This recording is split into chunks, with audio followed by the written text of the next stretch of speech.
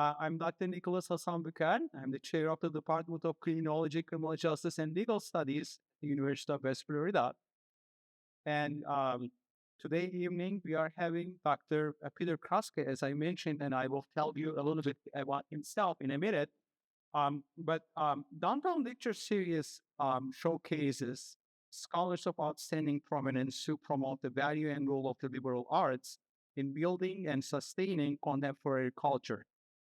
Today's guest, Dr. Kraska, is an eminent professor in the School of Justice Studies at Eastern Kentucky University, and we are lucky to have him this semester as an adjunct faculty in our very own department here at the University of West Florida. Numerous articles to his name, his work has appeared in leading academic journals, and his expertise has been sought after by academic and policy audience alike. Dr. Kraska has testified at the U.S. Senate and numerous congressional hearings in various states. His work is routinely featured in media outlets such as 60 Minutes, The Economist, Washington Post, BBC, New York Times, Wall Street Journal, and National Public Radio, just to name a few. Please join me in welcoming Dr. Peter Kraska.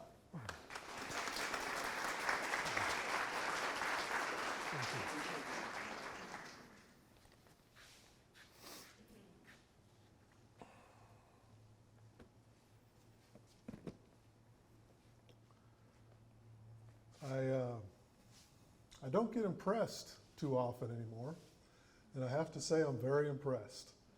It's a beautiful turnout, beautiful location, beautiful people, really nice.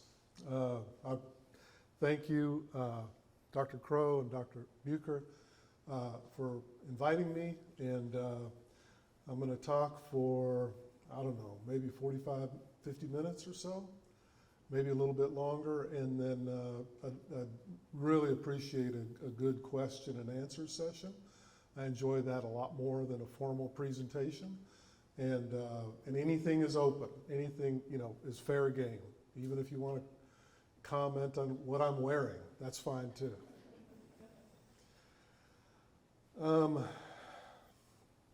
I actually lived at Fort Walton Beach.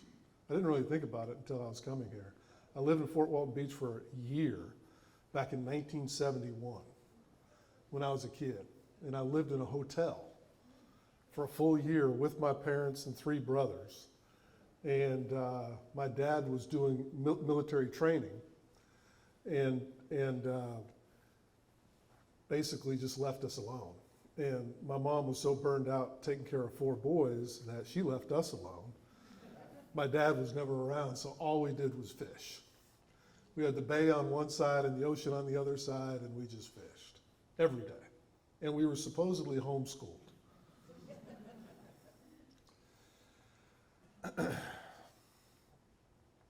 So I want to start today with 2 different images.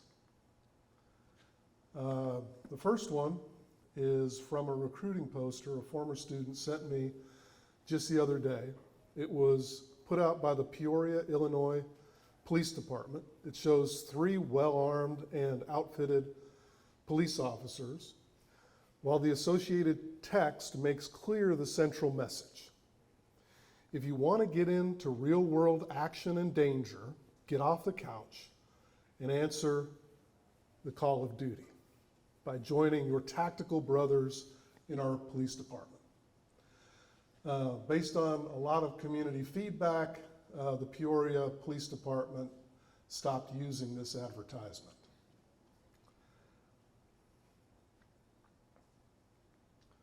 I found this next advertisement way back in 1993 while conducting research on the blurring distinction between the U.S. military and U.S. domestic police forces in the Reagan-Bush war on drugs. While I was finishing up my Ph.D., I noticed that the punitive war on drugs rhetoric was beginning to reflect the real-world activities of both police and military. It was quite surprising, as I spent 2 years conducting what we call an ethnographic study into local SWAT teams in Ohio, to witness firsthand this rapid yet barely noticed blurring. The US military was engaging in a host of drug enforcement activities back in those days, and the US civilian police were increasingly taking on the weaponry, culture, and operations of the US military. This advertisement accurately represents the blurring trend in its early days, as well as the cultural allure of military special operations for a large segment of the police community. As it says, from the Gulf War to the drug war, winning the war against drugs requires some very special weapons, weapons that law enforcement professionals can stake their lives on. The MP5 Navy model submachine gun was developed especially for one of America's most elite special operations units, the Navy SEALs. These two advertisements, almost 3 decades apart, demonstrate the long recent history of police militarization. The 1980s and 90s drug war began a series of highly consequential changes in US policing that I will assert has played a central role in the current difficulties and controversies that the police are confronted with today. How this unfolded is all a really complicated story with a lot of simultaneous moving parts. So, I'm only going to have time to touch on a few of these, but feel free to ask me more later. I want to clarify something very important up front. Although the trend of police militarization has been robustly documented and analyzed, I am in no way inferring that it tells the entire story of modern policing. There are over 20,000 different police departments in the United States. Each of these agencies can choose what they're going to emphasize, what values are most important, what systems of accountability they're going to put in place, and how rigorously those systems are enforced. If I put up a visual of an individual police department which chooses to put the Punisher logo on their patrol vehicles, symbolizing sort of a no rules, violent approach to controlling crime, this in no way reflects the overall ideology of US policing. Unless, of course, someone conducts a large-scale study and finds that 73.5% of police departments employ inappropriate insignia on their gear. But the likely reality, in fact, and I'm just making an educated guess, I don't have any data on this, it's probably less than 5% of police departments that would even consider doing this. Kentucky, of course, leads the way. This is a local police department right near me. The point is that the US police institution is extremely complicated with a lot of variance in policies, ideology, operations, community responsiveness, and even with regard to crimes they choose to try and control in any given community. So please keep in mind, as I go through all this information, the following. Policing in the US is exceedingly variable. The police militarization trend is only one trend among many others that are happening simultaneously. There are a lot of police departments and individual officers that only support police militarization for very limited applications, such as active shooters, hostage situations, terrorism. Another educated guess. My sense in working with a wide range of police departments, I would guess at this point 70 different police departments, and conducting research into this area, that the police community is fairly divided about whether these things I'm going to be talking about tonight are desirable or not. All of this being said, this topic is absolutely and unabashedly controversial. And that's okay. In fact, it's more than okay. This kind of research and the conversations it fosters is healthy in that it can help us create and maintain a highly regarded, well-received, and accountable US police institution within this 250-year-long experiment in democratic governance.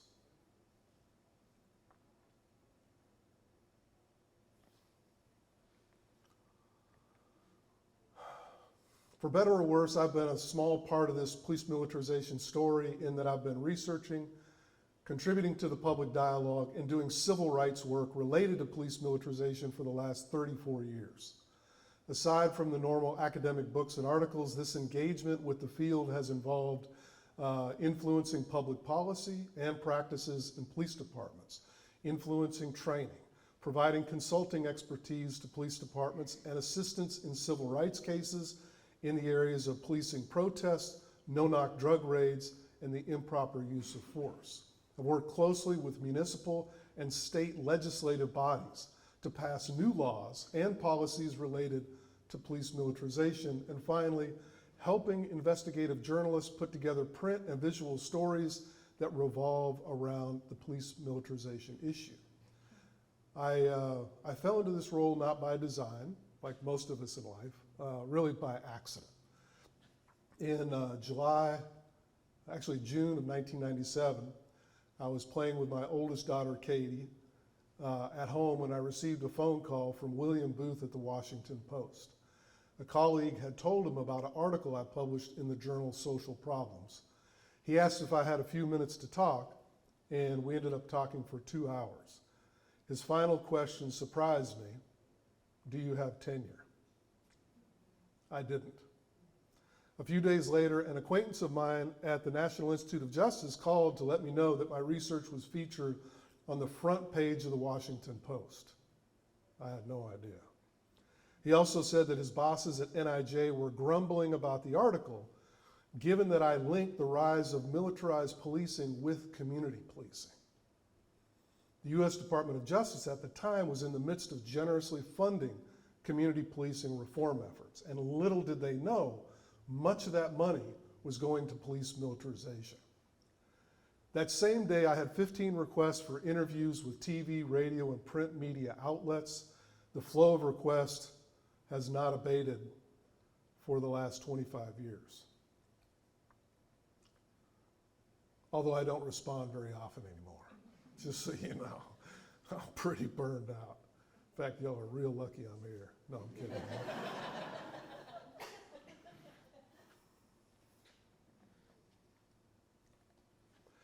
This exposure has led to numerous requests for assistance from policymakers, police agencies, and training academies, and civil rights attorneys, et cetera. One of the first civil rights cases I worked on was prosecuted by the late Johnny Cochran. Does anybody remember who that is? From the O.J. Simpson trial. In September of 2000, federal law enforcement conducted a joint drug investigation with the Modesto Police Department, California. Employing the military special operations model, the Modesto PD's SWAT team, along with another federal SWAT team, conducted a pre-dawn dynamic entry into a family's home. Suspecting the father, it turned out incorrectly, of being involved in low-level drug dealing. The objective of this nighttime no-knock raid was to search the residence for possible evidence of drug law violations. One of the 3 children in the home, Alberto, was 11 years old and complied with all of the officer's demands to get out of his bed and onto the floor in the prone position. An 18-year veteran SWAT officer, standing over him with a 12-gauge shotgun, then accidentally discharged his weapon into Alberto's back, killing him. The case did not end up going to trial. It was settled out of court years later for $2.5 million, along with a host of mandated changes to the Modesto PD. I think it's worth adding that although the surviving family obviously bore the most grief, the incident, and I worked closely with them, it devastated the Modesto PD, particularly the officers involved. This case, along with 300 other wrongful death situations during similar raids, led the nation's largest SWAT organization, the National Tactical Officers Association, to take the formal position that tactical teams should get out of the business of conducting investigative, no-knock, and quick-knock drug raids.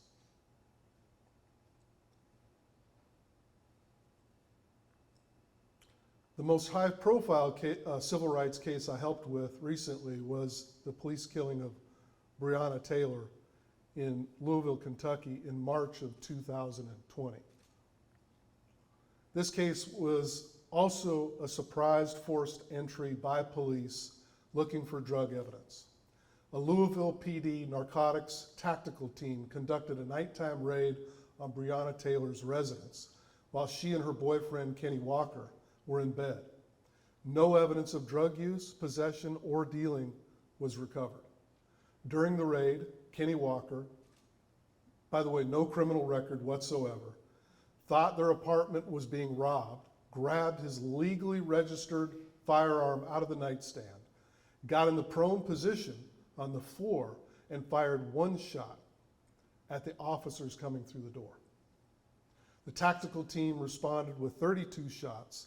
6 of those hit Breonna due to her getting out of bed and being the clearest figure to shoot at in the dark apartment. Although Kenny Walker was originally charged with murder due to the death of his girlfriend, all charges eventually, it took a long time, were dropped due to Kentucky's fairly liberal stand your ground law. As I might discuss later, this case led to a lot of policy changes in Louisville and throughout the United States. Both legal judgments for Breonna's family and Kenny Walker amounted to almost $15 million.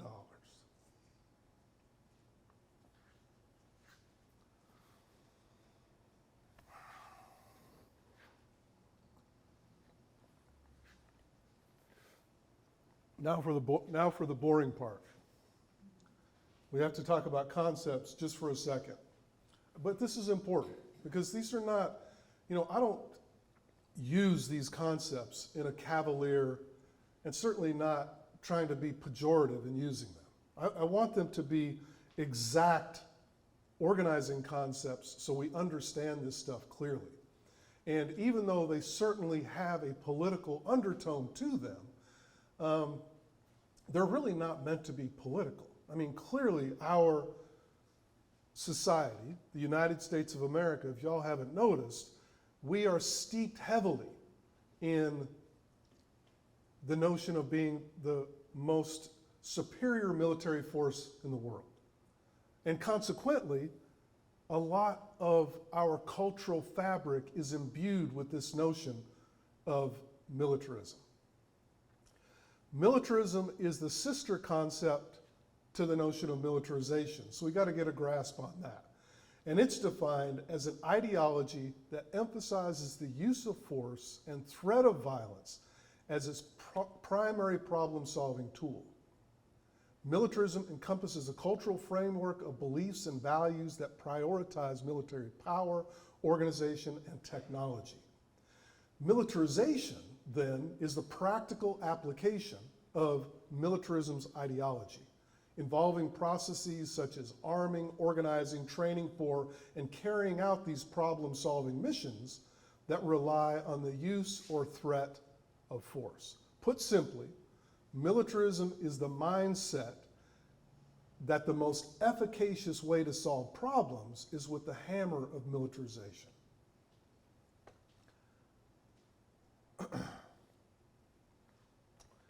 It's essential to recognize that all modern police forces throughout the world are to some degree militarized.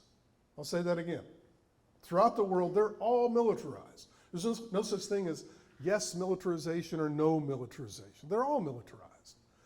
What matters is the degree of militarization. As you can see, all of the various indicators of militarization are put on continuums from low to high. And I had horrible debates with other academics, particularly across the pond, talking about, well, how can you get into this? And it was really hard to get people to recognize this notion. Because we do tend to think, I think as human beings, in either or fashion. It's got to be one or the other, but it's not. It's like a lot of things in the natural world and in life, it's on a spectrum. Both military and police power hinge on the state-sanctioned authority to employ physical force for external and internal security objectives. The critical consideration when discussing police militarization is the degree to which civilian police entities adopt militarized practices. Now this slide shows several different dimensions of police militarization. The first is called material indicators. Guess what those are? Weaponry, right? Heavy weaponry, armored personnel carrier, tactical gear, all the things that go along with a paramilitary or tactical approach. Cultural indicators could be a lot of things. It could be, we talked in class today about the style of the patrol car. Right in Lancaster, Kentucky, where I live, a community of 4,000, they got all brand new patrol cars, and they all are 100% flat black.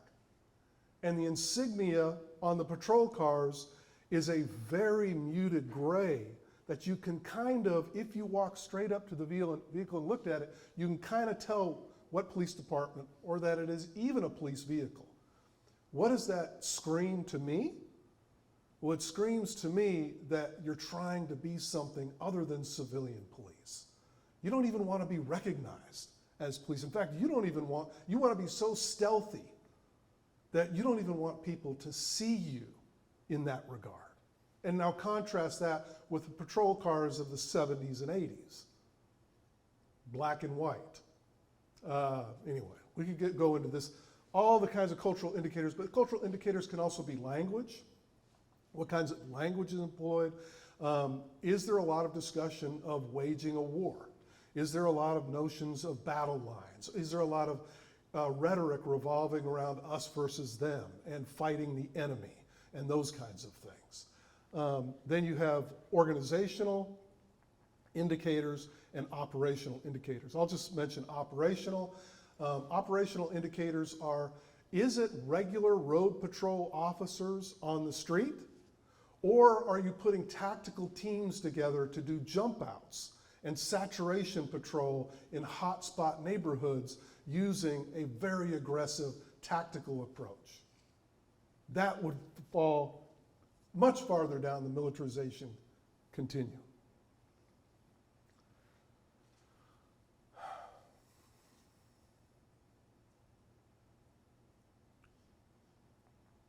Let me now, by the way, this is a visual, probably one of the more controversial visuals of the, in my opinion, pretty extreme over-response that happened after Ferguson, Missouri.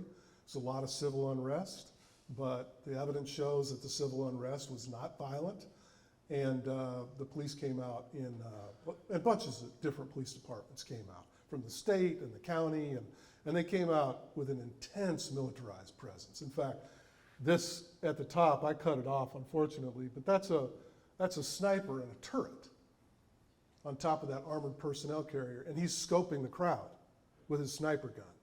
A peaceful demonstration, he's scoping the crowd. So this was one of the first indications back in the day, 2014, I think it was, that the tactical mindset or the militarized mindset was really starting to impact how the police were handling protests compared to how they had handled them before. And in fact, I'm involved in a couple of different legal cases right now, policing protest case, one in Baton Rouge and one in Minneapolis. Let me review just a little bit of the basic research. This will be quick. The ethnographic research I already mentioned. That was within a real small geographical area. And so I became curious after 2 years, is this a unique experience or is this emblematic of what's going on nationwide? And so as a social scientist, the best way to figure that out is to do survey research. So I put together a couple of different national level surveys, one for larger departments and one for smaller departments. Fortunately, back then, I was able to get a really high response rate. In fact, about an 80% response rate on both of those. And so it's good, robust data. And I found out a few things. First of all, I found out that tactical teams had gone from being primarily reactive teams. What this means is there's an emergency underway, they're deployed, and they come out and handle that situation as professionals. And so they got an active shooter, sniper situation, a potential terrorist situation. Those are the things they do. And of course, as you can imagine, that means they were only deployed maybe 1 to 3 times total in a year in major police departments. And any smaller police departments, if they had a tactical team, might not see anything like that for 60 years or ever. What we found is that they had gone from that reactive approach completely inversed to almost a completely proactive stance with their deployments. So instead of sitting around and waiting for a call, instead of saying, my dad fought in Vietnam for 3 years and he flew the C-130 gunships, and he always had a patch that he would wear. In fact, he's still alive. He's 92 now and doing great. He wears a patch that says, "Patience my ass, I'm gonna kill something." And it's a picture of some vultures, right? Well, instead of sitting around and waiting for something to happen, for whatever reason I'll get into, but the entire tactical community and police departments started sending out these teams in a bunch of different proactive capacities. The biggest one, as already mentioned, were no-knock and quick-knock raids. In other words, back in those days, in the height of the drug war, somebody thought it was a good idea, and this kept caught on like wildfire, to actually break into people's residences and get inside their homes and try to police the drug problem. Some police departments were doing 50 to 500 of these a year, 500 a year. And I don't think it's controversial to say that you can imagine the typical communities this was done on. It wasn't done on people in the suburbs doing coke, right? Coke was a big deal back in the day. Not with me, but it was a big deal. It was hard-living people in hard-living areas, and oftentimes predominantly black and brown neighborhoods. We documented this very steep ese in these proactive deployments. In fact, I did some follow-up research in 2016 and had a pretty robust figure of going from, in the early 1980s, from 200 or 300 of these kinds of deployments. By 2016, 60,000. Trend lines like this. And we social scientists don't generally find that definitive of trend lines.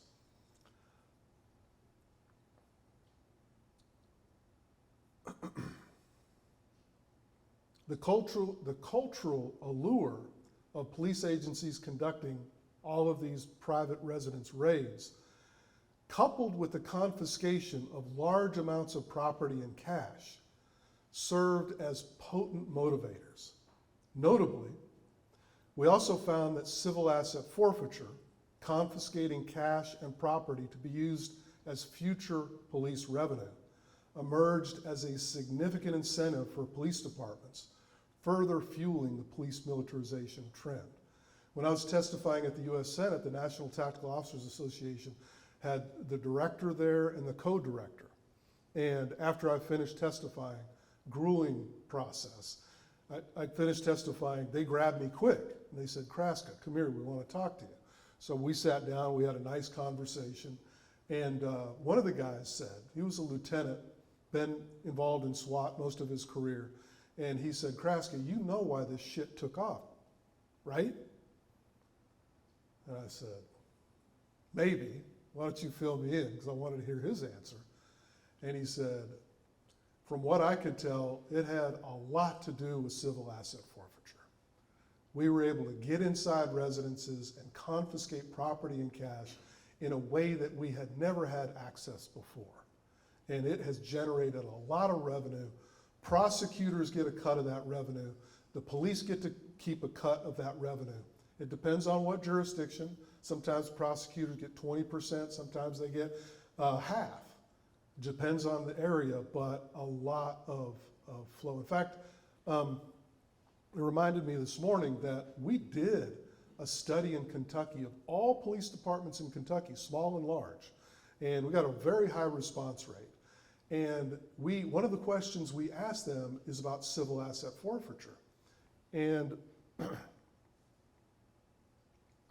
and in asking them, we just simply said, what's the average dollar amount of confiscated cash? Give us an idea. And if you can provide extra data, we would appreciate it. Bunches of them sent extra data. But after all our calculations were done, we found out that the average dollar amount was $300. Now that flew in the face for me. It didn't make sense to me until I thought about it a while and talked to a bunch of people. It flew in the face of logic. Because the whole idea of civil asset forfeiture is you're hitting these drug organizations where it hurts. And so you want to climb that organization and take away their cash, their operating revenue. That's the whole idea. It's not about collecting money. But what it had devolved into in Kentucky, and of course now we know from research done by the Heritage Institution, a lot of different organizations, this is a very controversial area, is that it had devolved all over the country. Again, 20,000 police departments, plenty of them do it in a clean way, but enough of them didn't do it in a clean way that it had devolved into just simply taking whatever cash was on hand at the moment. And civil asset forfeiture is a weird legal creature. The government has no burden of proof for showing that that money is a part of drug dealing. The burden of proof is on the person that it was confiscated from to prove that it wasn't drug money. And so, I mentioned this morning, I grew up hard living, always had cash, never even operated on anything but cash. And I just thought, if somebody had taken my $1,200 that I'd, stuffed in my pocket, if the police department had, of course I'd be irate and I'd want to go get that money because I'm not involved in drug dealing. And the typical scenario is the only way you can get that money back is if you go to an attorney, ask them to help you, and what's that attorney going to say? Yeah. What's a typical retainer fee for attorney? If you scrape the bottom of the barrel, maybe $1,000, right? But easily 2,000, and they're going to tell you, by the way, this is going to cost overall, at the end of the day, as much as $10,000. If they're willing to go to court and all that, it's going to cost $10,000. So very few people bother to try to get any of that money back. The other weird thing about civil asset forfeiture is you don't have to have a legal arrest. You don't even have to have probable cause. Now you should, but technically you can take that money and then say, prove that it's not part of a drug dealing operation. And what that has done is it has created an incentive in some police departments that have gone awry, those that have gone sideways, and start doing that. One department I did some consulting work for, 40% of their revenue was civil asset forfeiture. I'm talking about their operating revenue was civil asset forfeiture. So they were all in on it. In fact, to the point where they could go to the city council and say, listen, we're good this year in our budget. Which has probably never happened in the history of policing.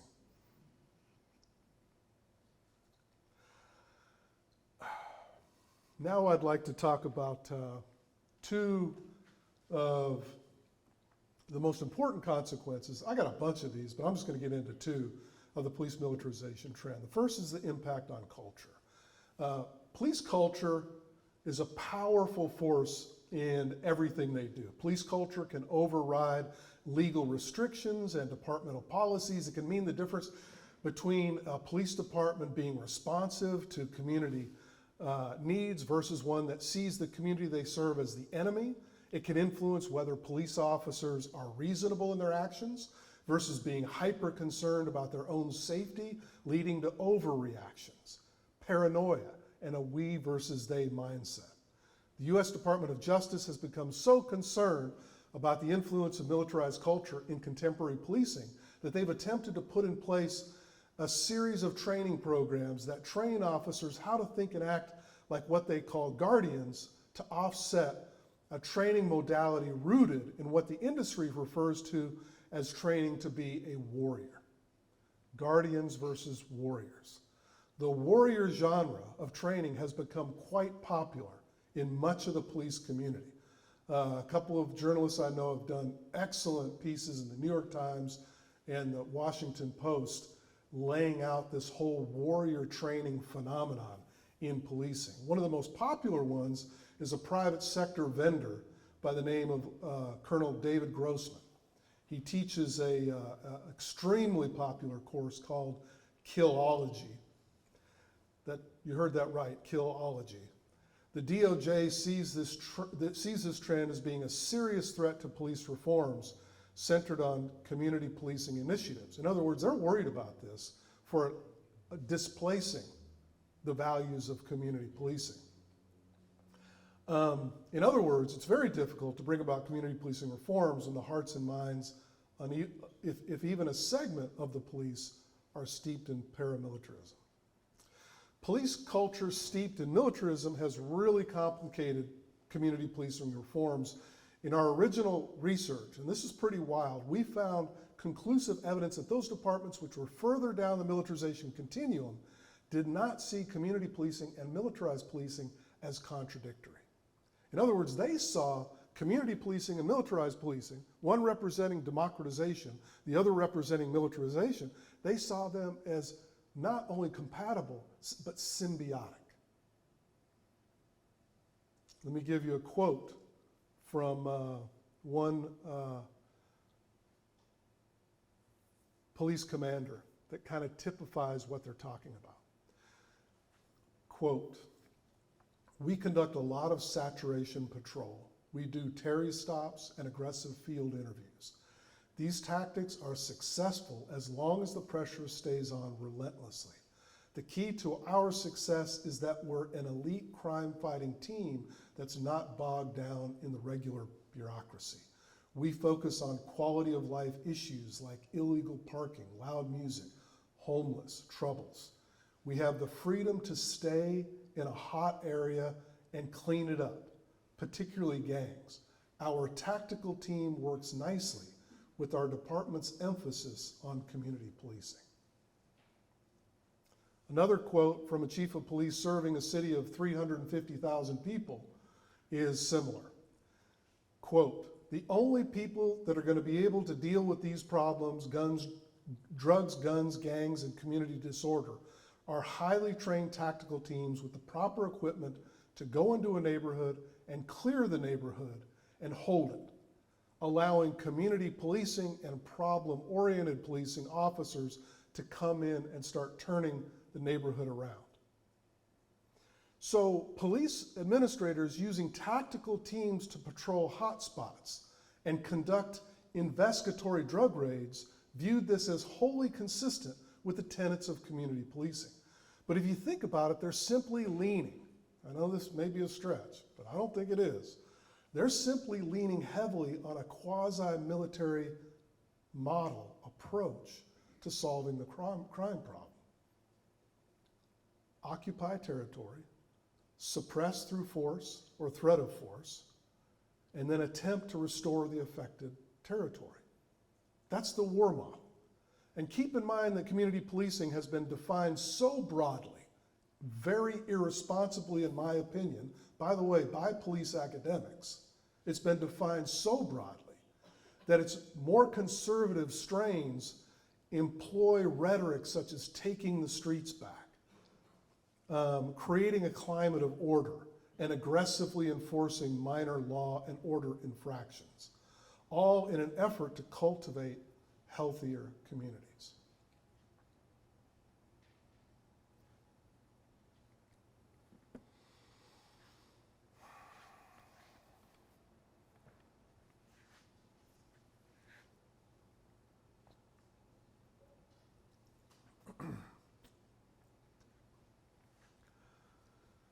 It's also critical to recognize that this elite tactical team approach to crime reduction was created and has been promoted by some of the most influential police scholars in the field. This is not just police coming up with this stuff.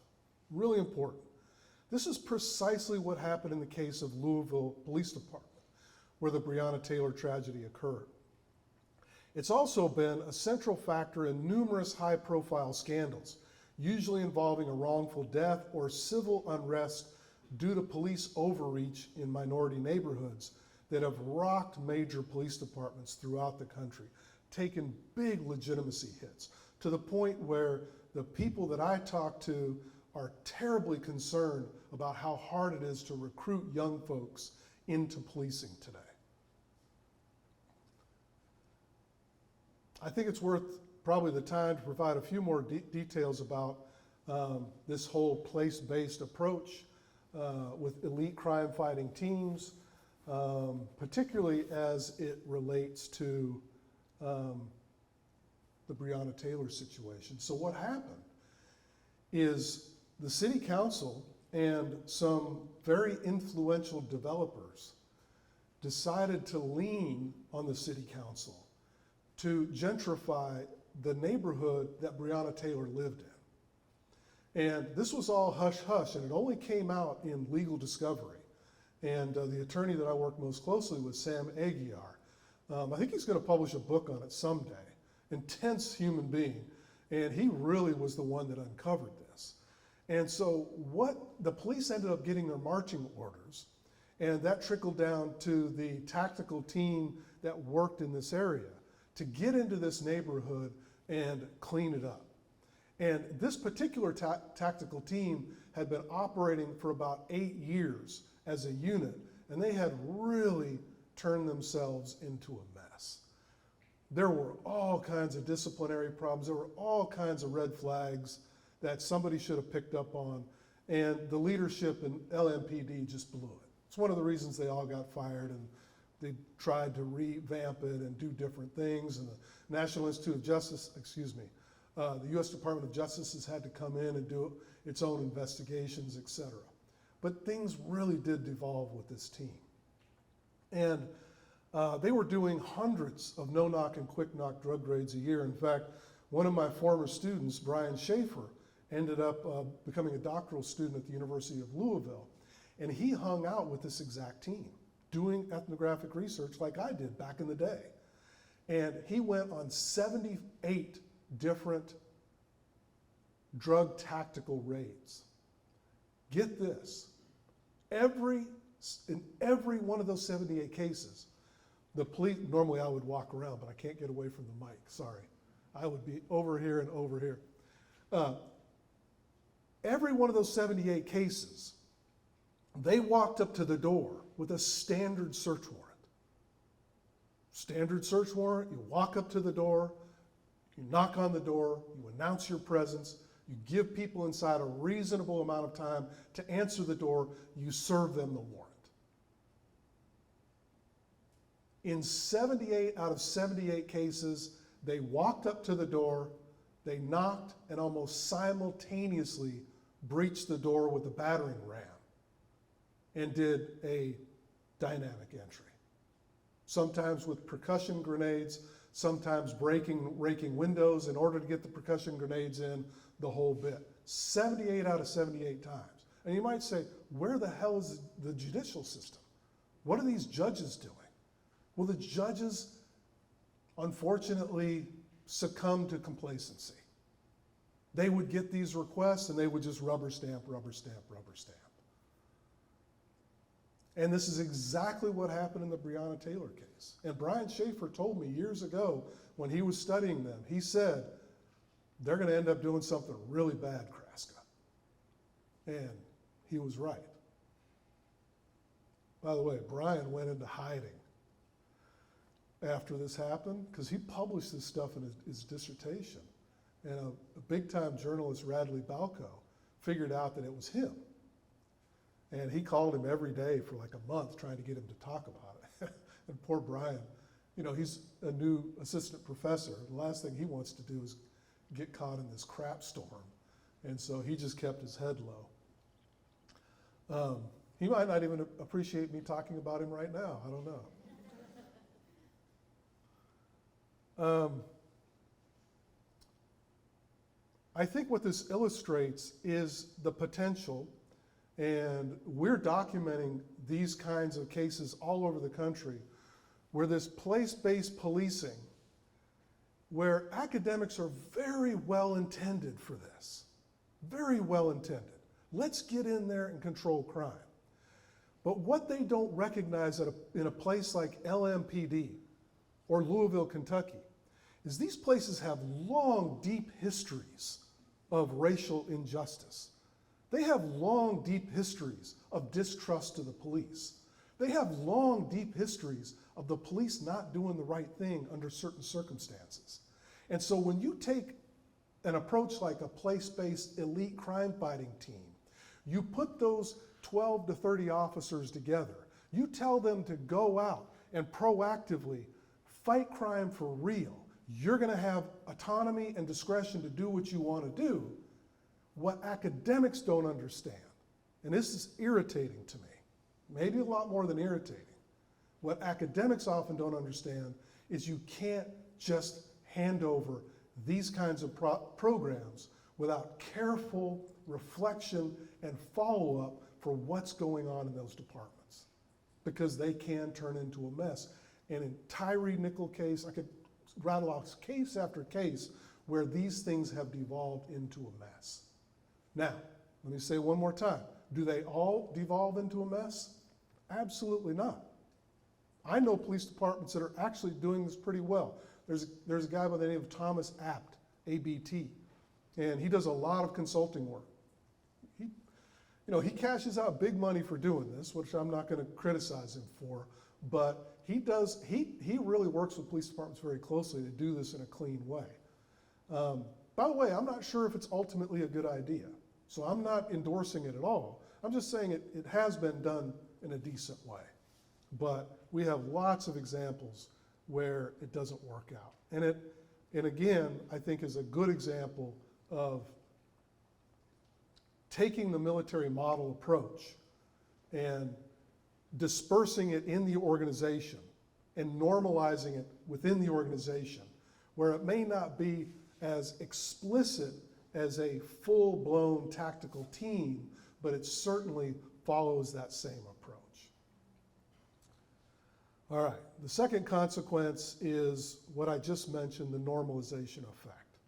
A reoccurring theme with police militarization is once a military model mindset, gear, and tactics take hold, they tend to disperse or slide down the slippery slope, depending on how you look at it, to other areas of policing, resulting in the normalization of police militarization.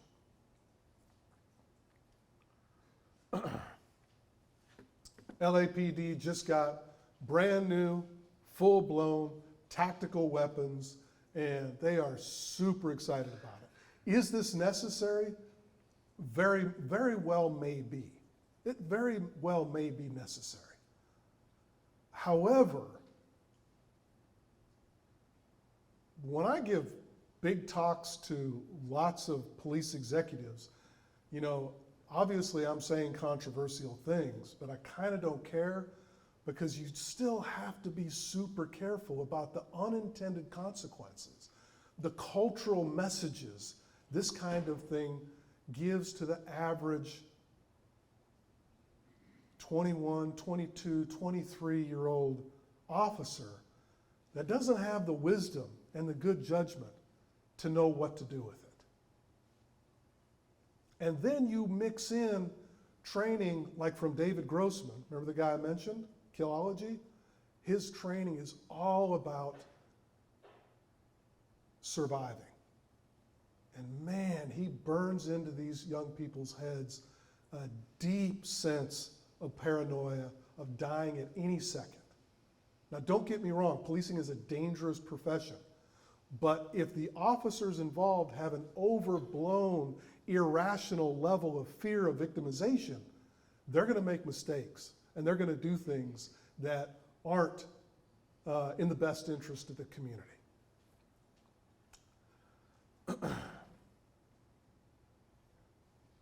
One quick example I'll mention, got a few more minutes here and I'll finish up, but one quick example I'll mention is I worked with a local police department that got an armored personnel carrier.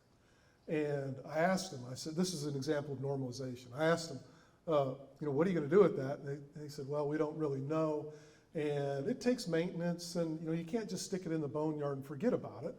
And what are you going to do with it? And they got a little embarrassed, and I hope I wasn't the catalyst for this, but about a month and a half later, there was some racial tensions at a basketball game. And so the chief of police had the great idea of gassing up the armored personnel carrier, outfitting it with a full tactical team, and showing up outside of the basketball game as a use of force presence to try to send a message to the people there. Now you can imagine it did send a message, but it probably wasn't the message that they expected. One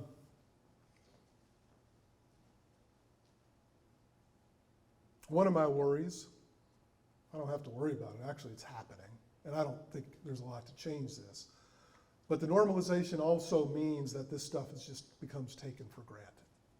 It becomes the norm. And there are probably, and I hope you all push back on me, because there are probably some good reasons that it will become the norm inevitably. I mean, our society is changing.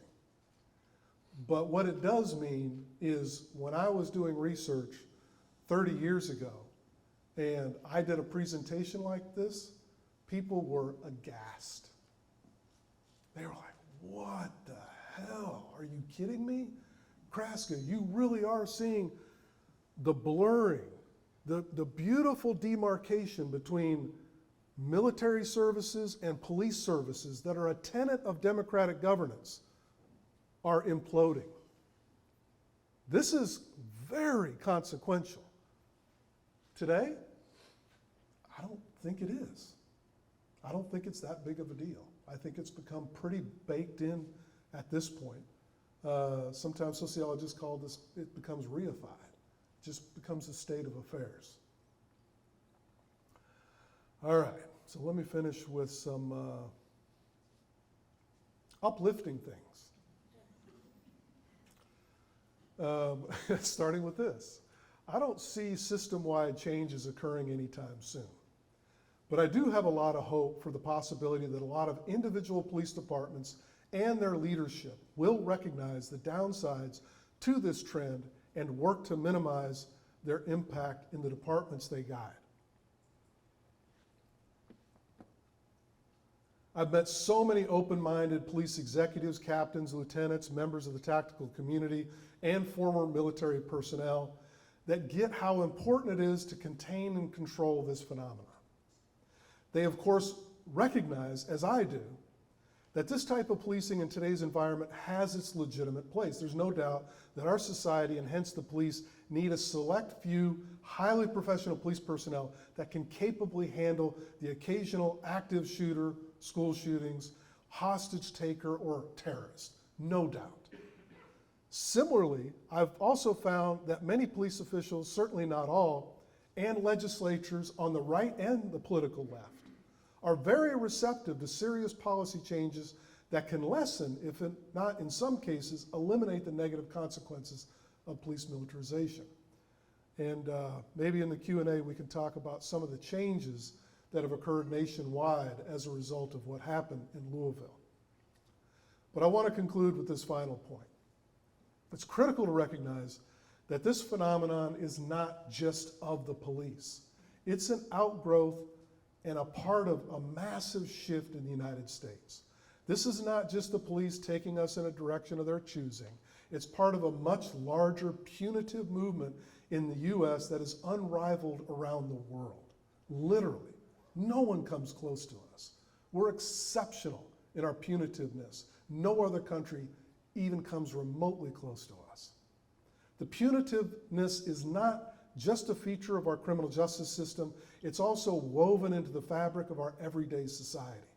I think this is obvious when we consider how increasingly well-armed people are today, and the liberal laws which encourage open carry and standing your ground, whatever the cost. The historian Michael Sherry encapsulates this reality in the title of his latest book, The Punitive Turn in American Life, How the United States Learned to Fight Crime Like a War. And here's his thesis. It's paraphrase. Through exacting historical analysis, Sherry contends that the 1990s war on crime had been effectively disseminated to millions of Americans, incurring significant costs to those apprehended, those incarcerated, and those killed. By 2020, the punitive shift that developed since Richard Nixon's war on crime solidified the nexus between war tactics and thinking and crime control. Punitive crackdowns on undocumented immigrants, a massive incarceration and probation system that is far larger per capita than any country in the world, fueled by the enduring legacy of forever war, the punitive shift has persisted despite encountering heightened, intense opposition. Our country is unique and exceptional in that it has descended into a harsh, punishment-centric society. Thank you. I'm happy to answer any questions. So the floor is open for questions, and we have a student walking the microphone around if you would like to. Was that your cue for me to be quiet? It was not meant to be, but Yeah. coincidence.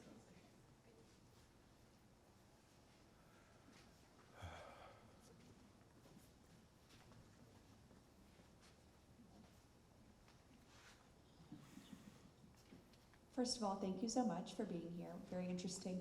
I know your talk focused mostly on policing, but have you noticed the same trend in corrections as well with correctional officers? Yeah, actually, I just finished a legal case that, I don't take many legal cases, by the way, just so y'all don't think I'm running around the country doing expert witness work. I just take the ones that I think are worthwhile. And this case seemed worthwhile. Long story, but there's this corrections special response trainer, Garcia, that has gone around the country and made a ton of money selling his approach to correctional security, mostly to jails. And the way I got involved is a detainee who couldn't make bail and so was waiting trial, was in some kind of out room. I watched this video 70 times, unfortunately. He's in an out room, and there's a dispute as to the uniform he's wearing, his prison uniform. And some of the correctional officers said it was too big on him so he could hide weapons potentially, and other officers didn't care at all. So he was getting mixed messages. And he's a huge guy, 275 pounds, and he's standing in the corner of this room, and he had just gotten aggravated at one of the correctional officers because they said, you know what, we're going to change out your uniform today, whether you like it or not. And he's like, you know, upset. So he goes and stands in the back of this out room, about 15 feet long. And one of the officers says, come on, you need to go. And he refused. Well, Garcia teaches in his program that all you need to do is call these 3 officers that are always on duty, 24/7, not the same 3, 24/7. They are fully outfitted in Garcia's own personal tactical style. They've got shotguns and pepper spray and all kinds of different stuff. And it's their job literally just to hang around this facility and wait for something like this. But the officers are trained, and it's one of the reasons I never, in my report, gave the officers themselves a hard time. Because the officers were trained by Garcia, as sanctioned by the upper administration, to never tolerate more than 1 refusal. Never. No negotiation, no, listen, we can work this out, nothing. And they were taught instead to use force instantaneously, primarily using what's called a starlight round, which is shot out of a shotgun, and it's an impact round. So he's standing with his hands above his head. He's been there for 20 minutes with his hands above his head while the team comes over. They finally get there. They give him a command to get down on his knees. Well, he says, look at my medical records. I can't get on my knees. My knees are shot. That's all it took. 2 flashbang rounds to disorient him. Boom, boom. And then 2 rounds to the back of his leg. One split his calf wide open. He goes down. They arrest. They obviously cut off his uniform. By the way, they didn't tend to him at all until they cut off. They had to make a point. They cut off his uniform and forcefully put on the proper fitting uniform. I wasn't so much interested in this case because of the injustice of what happened. By the way, I cared. I was more interested in this Garcia character who was going around the country hawking this highly militarized approach in jail facilities. And it turns out that he had been sued and sanctioned, and he had been through the ringer legally. And so it ended up being an easy legal case. I was able to write up a really compelling report, and they settled out of court for $400,000, which is a really high judgment for that kind of a case. Normally, that might, in best of circumstances, yield 80 grand. But they knew, the county knew, that they had a real problem because they had a long history of this militarized approach. And there were several cases now that had stacked up. And they knew, hey, we got to change our ways. Let's pay this off and do something different. And today, from what I gather from the attorneys I worked with, they're absolutely doing something different. Yeah. Okay, great. So my dad was a cop in this town for 30 years, but he stopped being a cop here in the 80s because he died. And I grew up here, went to Bemidji Washington High School, class of 85. And, we had police presence in school. And then, I read things like, or listen to things like the Rutherford County, Tennessee kids who are all being put in prison just for skipping school. And so I definitely see the militarization, and I can understand why I'm interested in it because of my background. How did you get interested in this, and why did this become your social Ph.D. focus? Yeah, good question. Quick biography. I was telling somebody today, I'm the last person anyone would have ever guessed would become an academic. I moved to Alaska when I was a teenager, had to get out of my house, bad situation, moved to Alaska and started working up there, and I ended up becoming a pilot fishing guide. And so I did that for 4 years. And the person that owned the lodge that I worked at, good mentor and friend of mine, Ken Stockholm, at the end of my 3rd year, he said, Pete, you got to figure out what you're going to do with your life. Why don't you go to grad school? And he had connections at Sam Houston State University, and within 3 days I was on a plane and going to grad school, just for the hell of it. Like, I had no inkling of what I was going to do with my life. It just, I had, from working at the lodge, I had probably 30 grand in my pocket, and I just thought, yeah, I'll go there. I didn't have any funding. I'll go there and just try it out. And while I was a doctoral student, I met some acquaintances that were doing Coast Guard work and were using active duty Navy soldiers as part of their drug interdiction. And it just clicked with me. I just went, hold it a second. So the Coast Guard is hybrid military and police. The Navy is military proper. And what you're saying is that by the Coast Guard being there, the Navy can be fully engaged in the drug war and not violate Posse Comitatus Act of 1878. It just seems strange. And so that's what started me. I thought, and then the more I got into it, I realized not only were we seeing, very importantly, the policization of the military. In other words, the military is getting involved in a lot of stuff they had never been involved in before. We were also seeing simultaneously over here the militarization of policing. And then I realized that demarcation, hallmark of a democratic society, between the police and the military was beginning to blur. And that was disquieting. And so I decided to research it.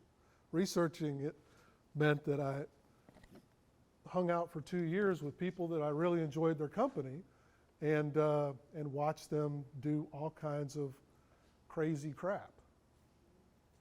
Some of which I kind of participated in, but not really. And by the way, the only reason they gave me entree, this is horrible to admit, the only reason they gave me entree is I had some credibility from being an Alaskan fishing and hunting guide. You know, so I knew how to use weapons, and so they were like, yeah, you're all right. Little did they know.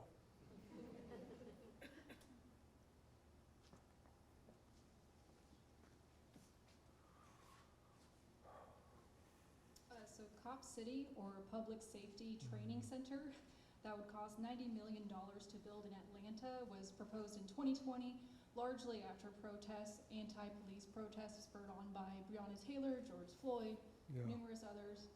How do you think something like that would affect the community there in Atlanta? It's a really good question. I didn't think you were going there. Like, how do I think that particular facility would affect the community?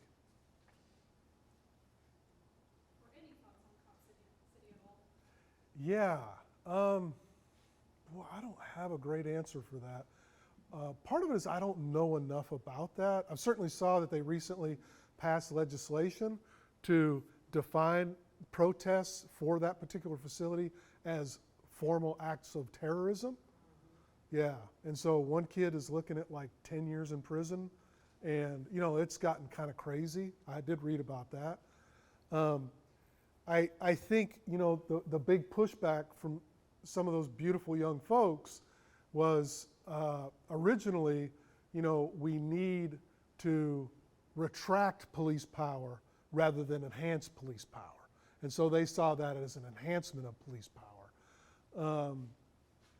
It's been wild days. You know, I do policing protest work, and I have 4 daughters, one of which is going to Harvard Law, and she went to protests.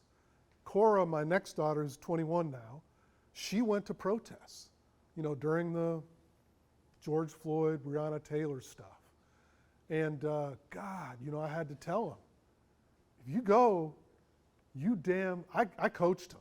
In fact, I went myself because I said, listen, you might get boxed in on the streets. There's all these different tactics that are used and things that can happen. You frickin' have a good exit strategy no matter what. And be damn careful. And not that I'm some guru of protests, but just working in legal cases, I knew the kinds of things that happen.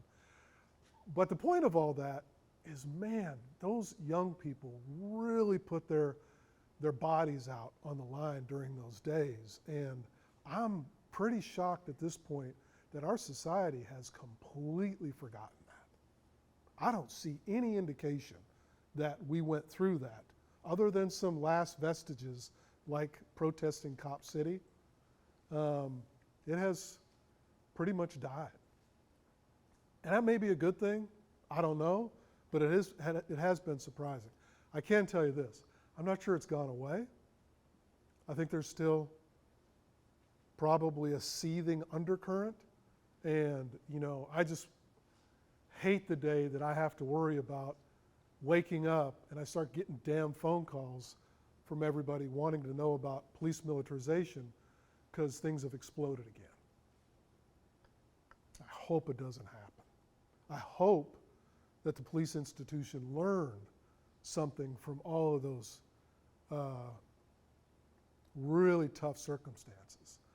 And there's a lot to learn, and there's a lot of things that can be done to avoid, to not cultivate those things from happening again. But it's tough. Yes, I saw a hand go up back here. Yeah. Over here.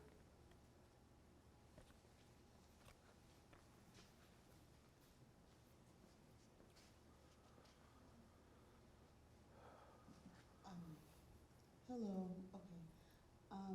So with the previous question being about Cop City, I guess my question is, as it doesn't necessarily seem like militarization is decreasing, in my opinion. So with that is the only, because you ended the lecture with you don't think that systemic change is near, is the only hope for systemic change like a cultural shift or maybe change in the laws and something like that? Because I know I'm from South Florida, it's increasing definitely down there as well as Central Florida, so I was just Yeah. wondering. I think this is a strong opinion, but I'll just say it. I think the police institution has really been too unreflective in allowing the policing of protests to become so tactical, so militarized.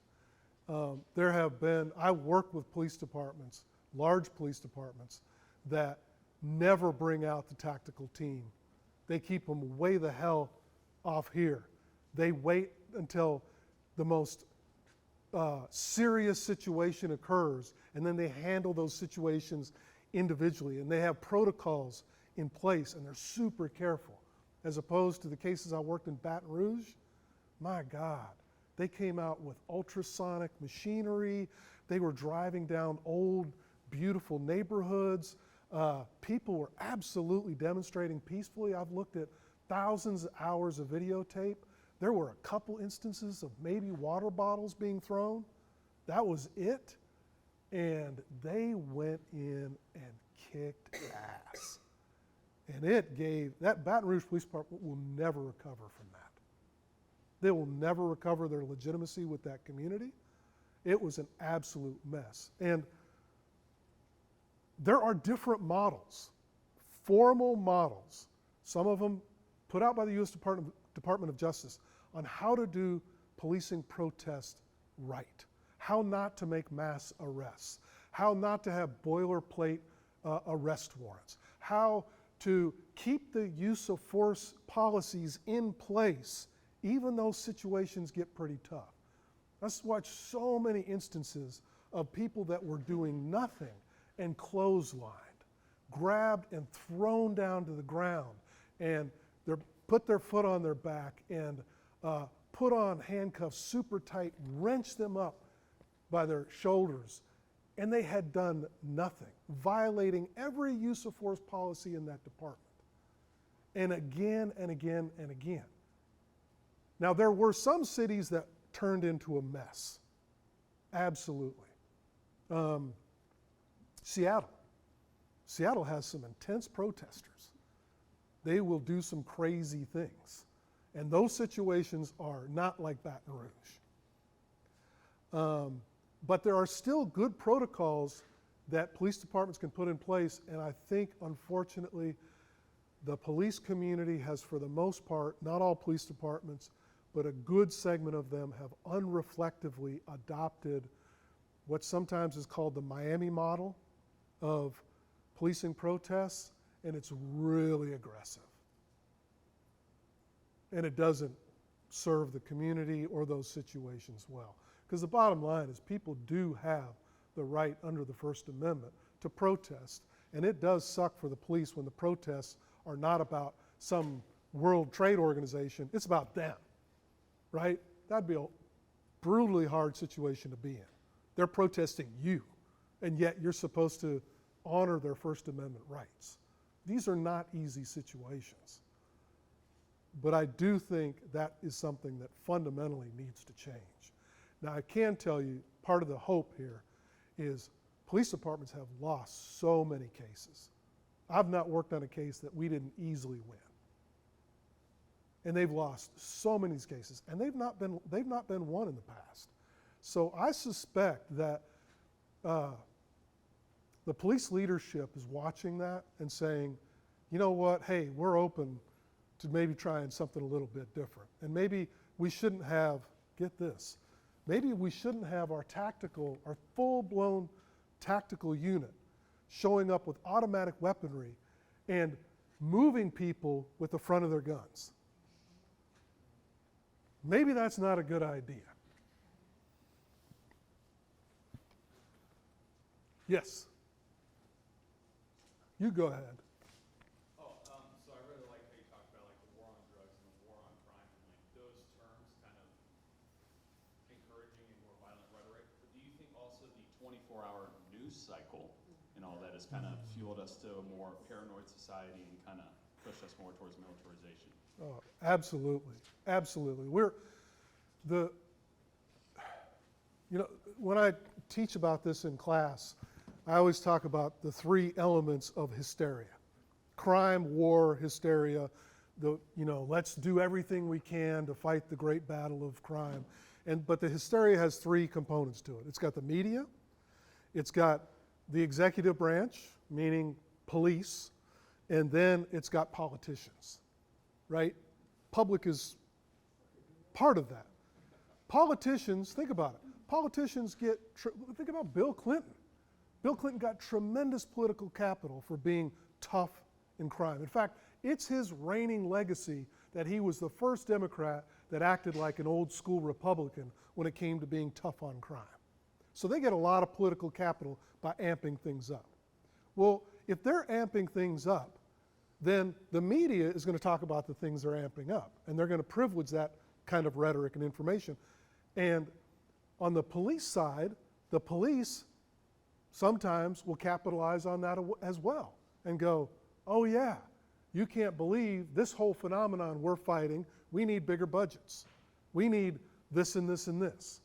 And so there ends up being this synergy between these three entities, and it creates what the literature calls socially constructed reality or hysteria. Now, that doesn't mean that we don't have a crime problem, by the way. Yeah, absolutely. We got a crime problem. In fact, we have a significant crime problem. If you look at the map of the United States, you can take certain geographical areas and we have significant crime problems. You can also take certain parts of the United States and we have crime problems similar to what the Scandinavians have, which is hardly anything. Similar to what Japan has, which is hardly anything. And if you plotted that on a map of the United States, you'd find out that the bulk of the country doesn't really have much of a crime problem. Not serious anyway. But some of it absolutely does. And those communities need relief from the crime problem. But it's got to be done in a procedurally just and intelligent and, might I say, compassionate way.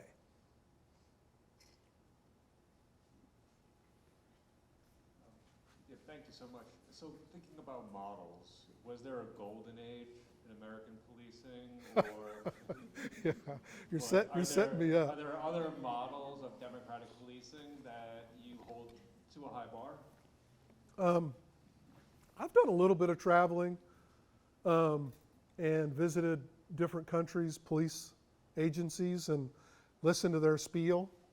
The problem with those kinds of trips is they're putting on their best face, right?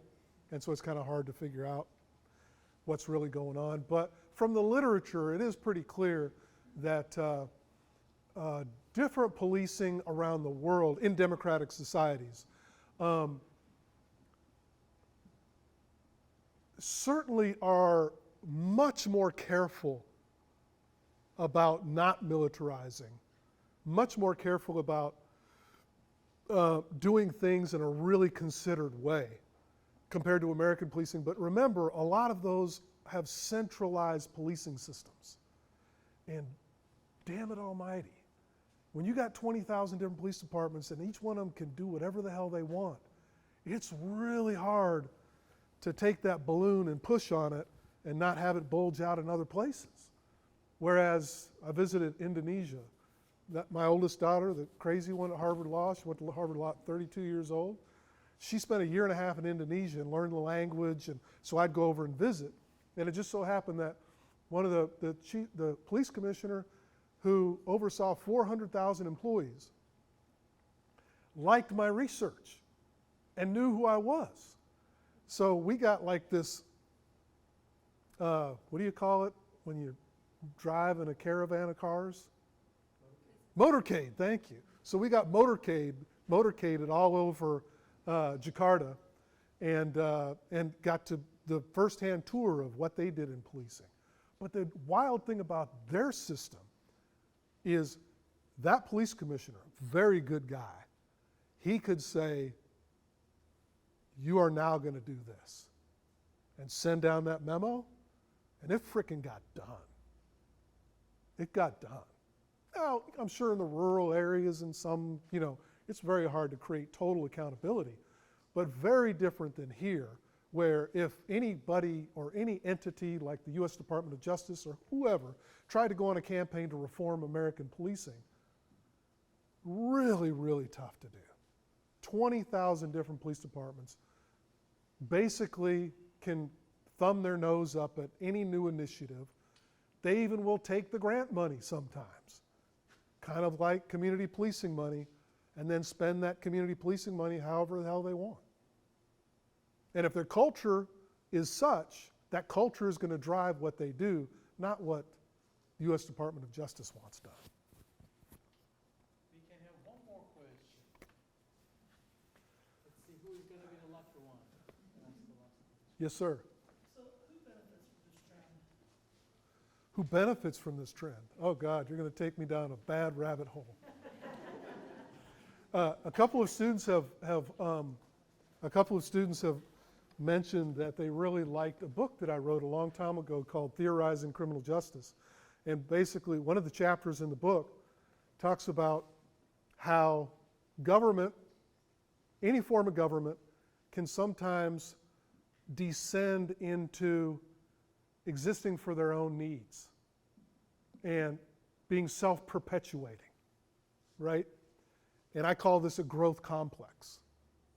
It's an ugly theoretical orientation because it never says this is intentional. It just says this is a possibility for how things work. And as far as who benefits from it, God, you got to remember that you've got huge private sector training vendors. You've got massive gun manufacturers and like Heckler & Koch, you got Smith & Wesson that's big time into all this. So massive gun manufacturers, all kinds of tactical gear. There's a huge industry that surrounds this. I've gone to the SWAT roundup functions at some big coliseum, and it's just filled with goods and money, and so there's a lot of economic incentive involved in this. Is that the reason it's happening? No, I don't think so. I think part of the reason it's happening is some of it's the nature of our society, but some of it also is, from what I've seen firsthand, it's really fun and exciting. It's entertaining. And as one cop, told me a long time ago, it's the real shit. It's the real thing. I was a road patrol officer for 8 years, and all I had to deal was people at their greatest level of assholism. And I'm so tired of that stuff. I want to do real things. The average police officer in the United States of America makes 1.5 felony arrests per year. That doesn't mean some of them make 50 a year, but the average is 1.5. So I don't want to keep doing that. I want to get into real stuff. And there are a lot of people that really are culturally intoxicated by putting on a kind of a cyborg 21st century set of gear and going out and doing things like drug raids. And so I think there's an undertone of what do they get out of it? A cultural need, which is rooted in kind of masculine warrior fantasies. That's a good way to end it, right?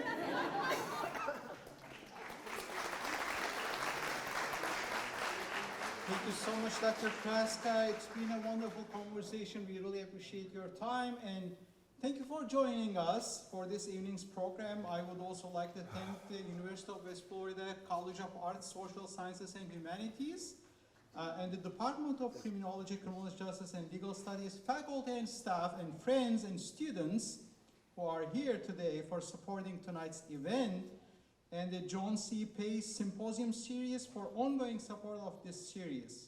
Our next installment will be next Thursday, March 14th, at the Rex Theater, where Pulitzer Prize-winning author Jefferson Covey will discuss his book, Freedom's Dominion, a saga of white resistance to federal power. Please join us for an insightful discussion with Mr. Covey as he shares his expertise on American history and politics. All UWF Downtown Lecture Series are free and open to the public. So this is made possible by our generous donors.